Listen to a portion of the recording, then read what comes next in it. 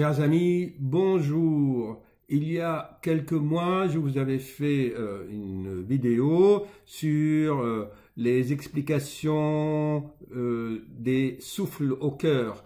C'était une explication en temps réel sous l'effet de l'émotion d'une patiente qui était à mon cabinet et comme vous le savez, on réagit parfois émotionnellement. Alors, j'avais fait cette vidéo, mais hélas, les qualités techniques n'étaient pas au top.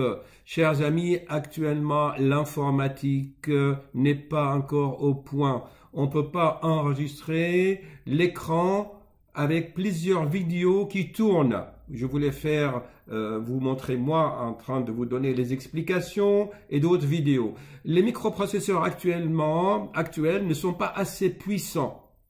Nous vivons, comme je le répète souvent, nous vivons actuellement les Moyen Âge. Vous savez, au Moyen Âge, il y a 1000 ans, les progrès techniques n'étaient pas, étaient vraiment élémentaires. Vivement les ordinateurs qui vont se baser ou utiliser la physique quantique. Ça veut dire que les microprocesseurs vont faire des milliards et des milliards d'opérations en parallèle, alors qu'actuellement, les microprocesseurs, ils travaillent d'une façon arithmétique, quoi. Ils vont pixeliser les images en 1, 0, 1, 0, et le microprocesseur va calculer ça comme à la file indienne, quoi. Ils attendent le 1 et les 0. Et ça demande énormément de temps, ce qui fait qu'il y a actuellement un décalage entre l'image et le son. C'est un peu désagréable. Bon, j'ai refait cette vidéo en corrigeant ces défauts tant soit peu, en utilisant d'autres logiciels qui corrigent les défauts d'un autre logiciel. Vous vous rendez compte, chers amis? Bien. Dans cette vidéo, l'explication a été un peu trop poétique et philosophique. Les explications cardiologiques étaient un peu noyées dans un contexte romantique de pétales de roses et des fleurs. Et vous savez, je pars vite, moi, dans des mondes très lointain, en donnant parfois mes explications. Excusez-moi, mais voilà, c'est la poésie et le romantisme. J'essaie de rendre la science un peu plus humaniste en faisant des analogies.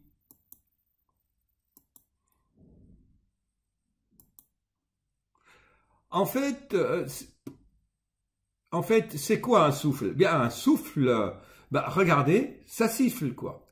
Chaque fois que l'air ou le sang, ou l'eau dans un robinet change d'écoulement. Normalement, l'écoulement est laminaire, parallèle, et dès qu'il y a des rétrécissements ou une interface, eh bien, les vibrations changent.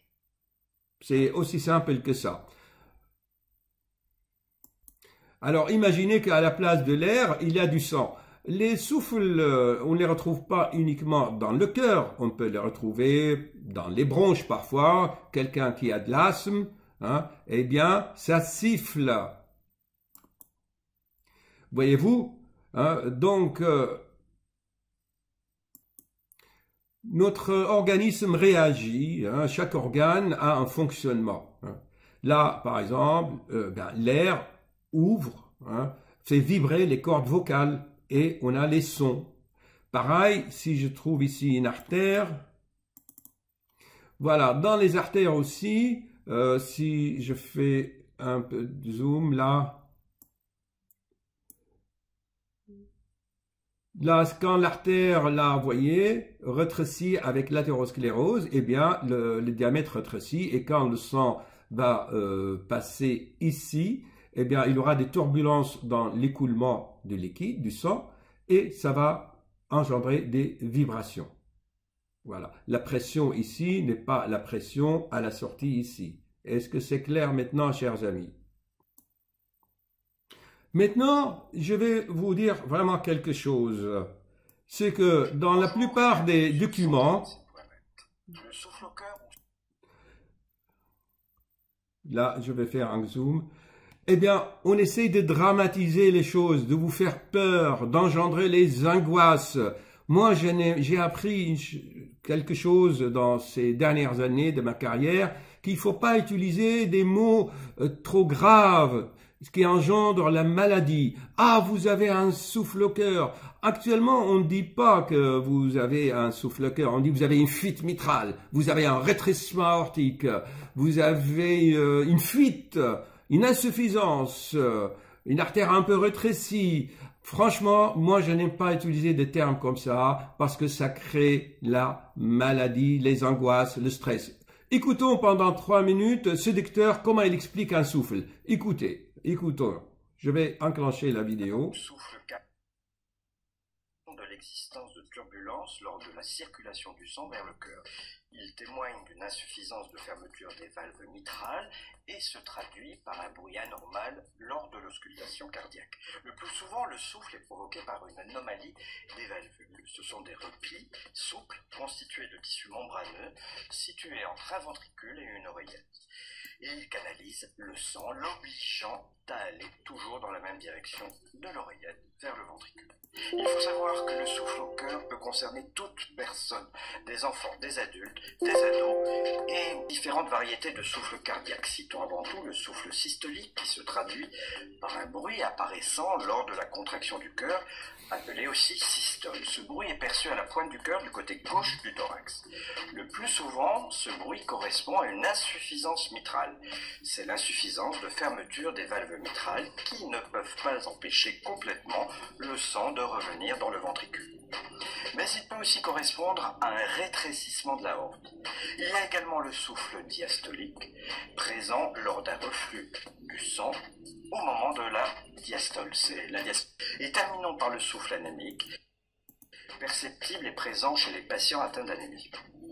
En fait, moi, vers la fin de cette vidéo 179, je vais refaire une autre 179 améliorée, après avoir corrigé le son.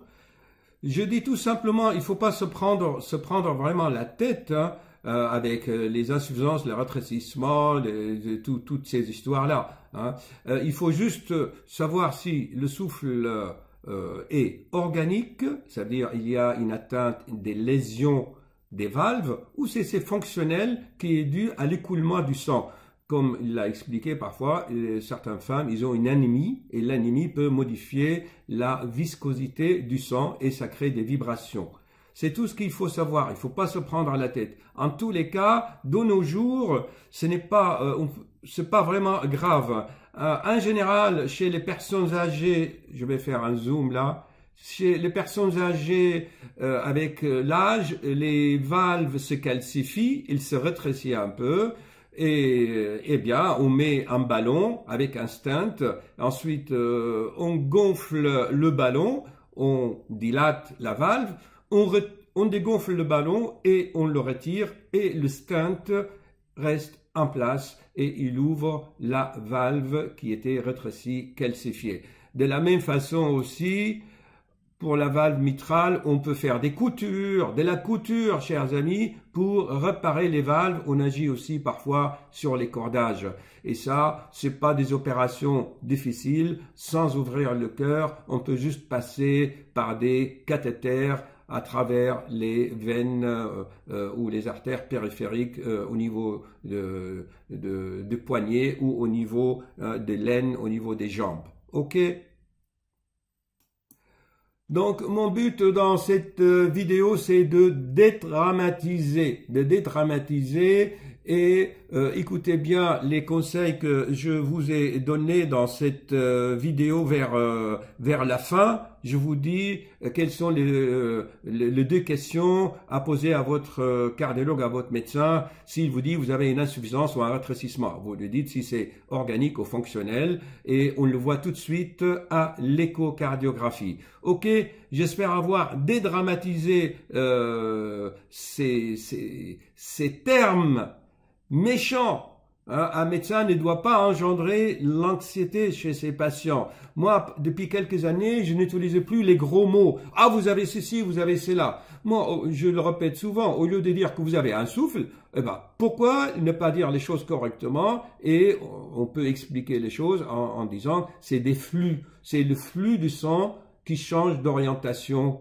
Hein, voilà.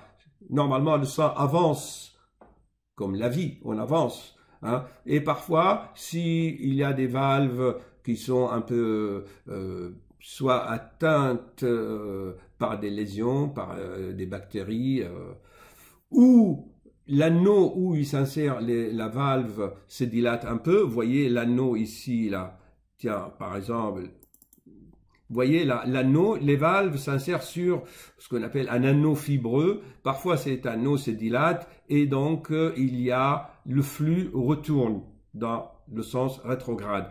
J'espère vous avoir éclairci tout cela et pensons toujours le bien, chers amis. Je vais laisser ouvrir les commentaires si vous avez des questions, on en discutera. Merci beaucoup et bon courage et bonne journée.